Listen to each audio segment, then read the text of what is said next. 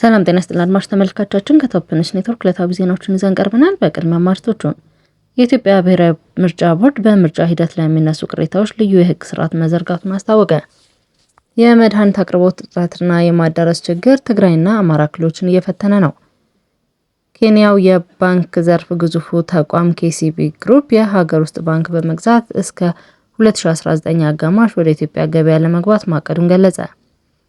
ፕሬዚዳንት ቭላዲሚር ፑቲን እና ጠቅላይ ሚኒስትር አብይ አህመድ በሁለትዮሽ ትብብርና በጋሞ ዞን በአደጋ ምላሽ ዙሪያ በስልክ ተወያዩ። የሆርሙዝ ሰርጥ የባህር መስመር መዘጋት በፈጠረው ተጽዕኖ የተባበሩት አረብ ኤምሬቶች የነዳጅ ምርት ከግማሽ በላይ ቀነሰ። የኢትዮጵያ ብሔራዊ ምርጫ ቦርድ በምርጫ ሂደት ለሚነሱ ቅሬታዎች ልዩ የህግ ስርዓትን መዘርጋቱን አስታውቋል። የኢትዮጵያ ብሔራዊ አንድነት ፓርቲና የኢትዮጵያ ሶሻል ዲሞክራሲ ፓርቲ ምርጫው ፍትሃዊ እንዲሆን ከቦርዱ ጋር እየሰሩ እንደሆነ ተገልጿል።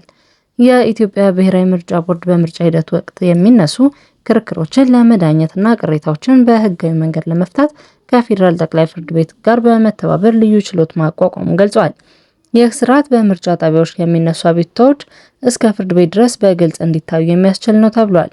የቦርዱ ሰብሳቢ ሜላትወርቅ ኃይሉ ማንኛውም መራጭ ወይም የፖለቲካ ፓርቲ በምርጫ ሂደቱ ላይ ቅሬታ ካለው አቤቱታውን በመጀመሪያ ለምርጫ ጣቢያ ኃላፊ የማቅረብ መብት እንዳለው አስረድተዋል። በጣቢያው ውሳኔ ቅር የተሰኘ ፓርቲ ለምርጫ ክልል ቅሬታ ሰሚ ኮሚቴ ይግባኝ ማለት ይችላል የተባለ ሲሆን 3 አባላት ያሏቸው እነዚህ ኮሚቴዎች 2 ከማህበረሰቡ የተመረጡና አንዱ የምርጫ ክልሉ ኃላፊ ናቸውም ተብሏል። ቦርዱ የአባላቱን ገለልተኝነት ለማረጋገጥ ዝርዝር ስማቸውን ለፖለቲካ ፓርቲዎች እንደሚላክና ፓርቲዎቹን በአባላቶቹ ላይ ተቃውሞ የማቅረብ መብት እንዳላቸው አስረድተዋል።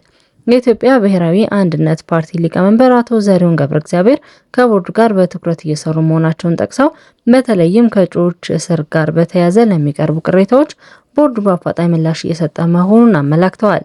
በሌላ በኩል የኢትዮጵያ ሶሻል ዲሞክራሲ ፓርቲ ሊቀመንበር ዶክተር ራሄል ባፌ ምርጫው ፍትሃዊ እንዲሆን ከሚመለከታቸው አካላት ጋር በቅንጅት እንደሚሰሩ መሆናቸውን ገልጸዋል።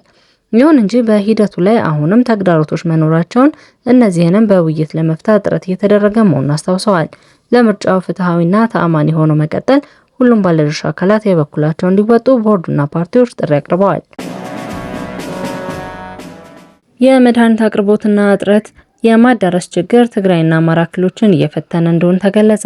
በትግራይ ክልል የመድኃኒት አቅርቦት እጥረት ማጋጠም የተገለጸ ሲሆን በአማራ ክልል ደግሞ የሕክምና ግብዓቶችን ለጤና ተቋማት የማዳረስ ችግር መኖሩን የየክልሎቹ የጤና ቢሮዎች አስታውቀዋል። በትግራይ ክልል ስር በሚገኙ 12 አጠቃላይ ሆስፒታሎችና 21 የጤና ተቋማት ላይ የመድኃኒት እጥረት መሆኑን የገለጹት የክልሉ ጤና ቢሮ የእናቶችና ህጻናት ሕክምና ኃላፊ ዶክተር ሀርነት አዳነ ናቸው። እንደ ዶክተር ሀርነት ገለጻ ካለፉት 3 ወራት ወዲህ ከጤና ሚኒስቴር የሚደረገው ድጋፍ በመቋረጡ መድኃኒት ወደ ክልሉ እየገባ አይደለም።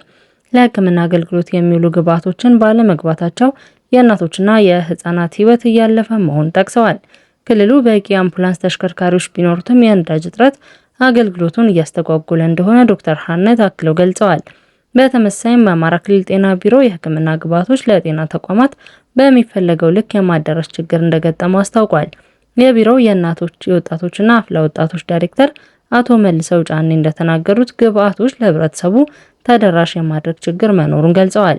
በክልሉ ያጋጠመው የጸጥታ ችግር በመቋቋም የሕክምና ግብዓቶችን ለማዳረስ ጥረት እየተደረገ እንደሆነም አቶ መልሰው ጠቁመዋል። ችግሩን ለመፍታት ከአጋር አካላት ጋር ትብብር እየተሰራ መሆኑን የገለጹት አቶ መልሰው የሕክምና ግብዓት አቅርቦት እንዳይቋረጥ ትኩረት መሰጠቱን ተናግረዋል።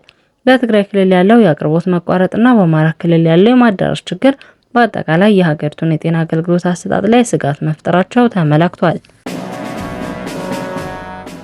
የኬንያው የባንክ ዘርፍ ግዙፉ ተቋም ኬሲቢ ግሩፕ የሀገር ውስጥ ባንክ በመግዛት እስከ 2019 አጋማሽ ወደ ኢትዮጵያ ገበያ ለመግባት ማቀዱን ገለጸ። የኬንያው የባንክ ዘርፍ ግዙፉ ተቋም ኬሲቢ ግሩፕ በኢትዮጵያ የባንክ ኢንዱስትሪ ውስጥ እስከ 2019 አጋማሽ ባለ ጊዜ ሰሌዳ ለመግባት ለቅዱ መሳካት የሀገር ውስጥ ባንክ መለየቱን ኔሽን ሚዲያ ዘግቧል። ባንኩ በኢትዮጵያ ከሚገኙ የፋይናንስ ተቋማት መካከል ከባህላዊና ስትራቴጂካዊ እሴቶች ጋር ያጣጥማሉ ያለውን አንድ ባንክ ለግዢ መለየቱን ዘገባው አመላክቷል። የኬሲቢ ግሩፕ የፋይናንስ ዳይሬክተር ላውረንስ ኪሚቲ በሰጡት ቃለ ምልልስ አብረን መጓዝ እንችላለን ብለን ያሰብነውን ተቋም ለይተናል። በዚሁም የፈረንጆቹ ዓመት ውስጥ ይፋዊ ማስታወቂያ ለማውጣት በዝግጅት ላይ ነን ብለዋል። ናይሮቢ መቀመጫውን ያደረገው ይህ ባንክ ወደ ኢትዮጵያ ገበያ ለመግባት በፈለገው በተመረጠው ባንክ ውስጥ አብላጫ ድርሻ በመያዝ ቢሆንም ይህ ስትራቴጂ በኢትዮጵያ ብሔራዊ ባንክ የውጭ ዜጎች የባንክ ባለቤትነት ገደብ ምክንያት የሕግ እንቅፋት ሊገጥመው ይችላል።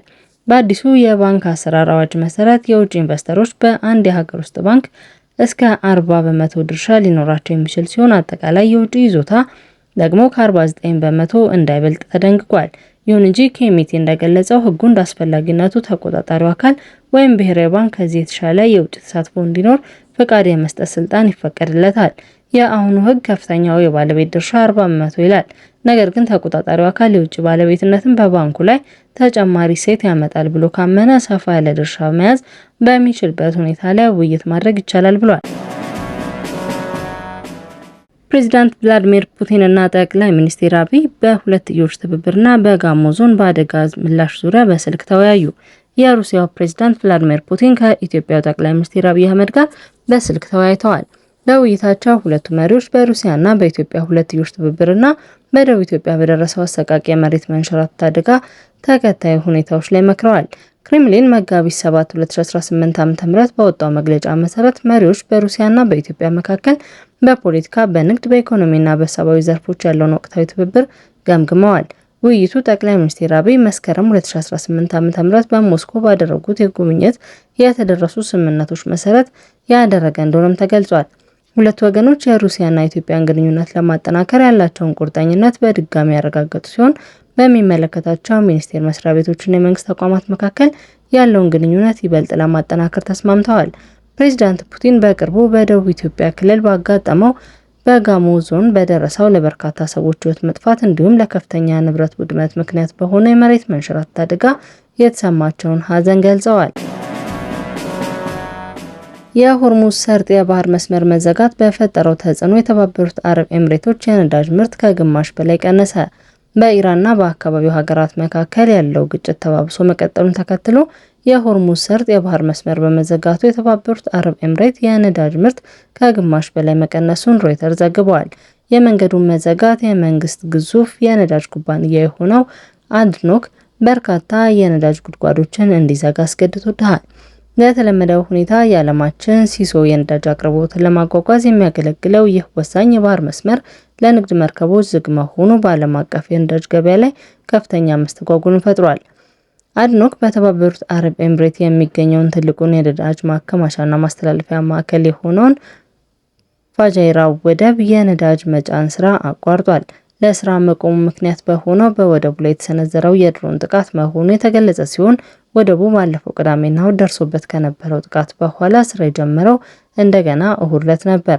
የነዳጅ ላኪ ሀገራት ድርጅት መረጃ እንደሚያሳየው የተባበሩት አረብ ኤምሬት በጥር ወር በቀን በአማካኝ 3.4 ሚሊዮን በርሜል ነዳጅ ታመርት የነበረ ሲሆን ይህም ከዓለም አቀፍ ፍላጎት ከ3 በመቶ በላይ ይሸፍናል። የተባበሩት አረብ ኤምሬት በኦፔክ ውስጥ ሶስተኛዋ ትልቅ ነዳጅ አምራች ሀገር ናት።